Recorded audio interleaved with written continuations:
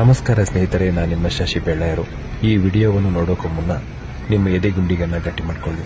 ಯಾಕಂದ್ರೆ ಈ ಭಯಾನಕ ವಿಡಿಯೋ ನೋಡಿದ್ರೆ ನಿಮಗೆ ಎದೆ ಜಲ್ಲೆನ್ನುತ್ತೆ, ಎಂಥವರ ಕಲ್ಲು ಹೃದಯ ಕೂಡ ಕರಗುತ್ತೆ. ಯಾಕಂದ್ರೆ ಜಲಪಾತ ವೀಕ್ಷಣೆಗೆ ಹೋಗಿದ್ದ ಒಂದೇ ಕುಟುಂಬದ 3 ಸಾವನ್ನಪ್ಪಿದ್ದು 2 ನಾಪತ್ತೆಯಾಗಿರುವ ಘಟನೆಯ ವಿಡಿಯೋ ಇದು. ಈ ಘಟನೆ ನಿನ್ನೆ ಅಷ್ಟೇ ಮುಂಬೈ ಸಮೀಪದ ಲೋನಾವಾಲಾ ಜಲಪಾತದಲ್ಲಿ ನಡೆದಿದೆ. ಭಾನುವಾರ ರಜಾ ದಿನವಾದ ಕಾರಣ 7 ಮಂದಿ ಸದಸ್ಯರ ಜೊತೆಯಲ್ಲಿ ಮುಂಬೈಯಿಂದ 80 ಕಿಲೋಮೀಟರ್ ದೂರದಲ್ಲಿರುವ ಭೂಶಿ ಅಣೆಕಟ್ಟಿನ ಹಿನ್ನೀರಿನಲ್ಲಿರುವ ಲೋನಾವಾಲಾ ಜಲಪಾತಕ್ಕೆ ಬಂದಿದ್ದಾರೆ. ಈ ವೇಳೆ ನೀರಿನ ಪ್ರಮಾಣ ಕಮ್ಮಿ ಇದೆ ಎಂದು ಅಣೆಕಟ್ಟಿನ ಹಿನ್ನೀರಿನ ಬಳಿ ಆಟವಾಡುತ್ತಾ ಕೂತಿದ್ದಾರೆ.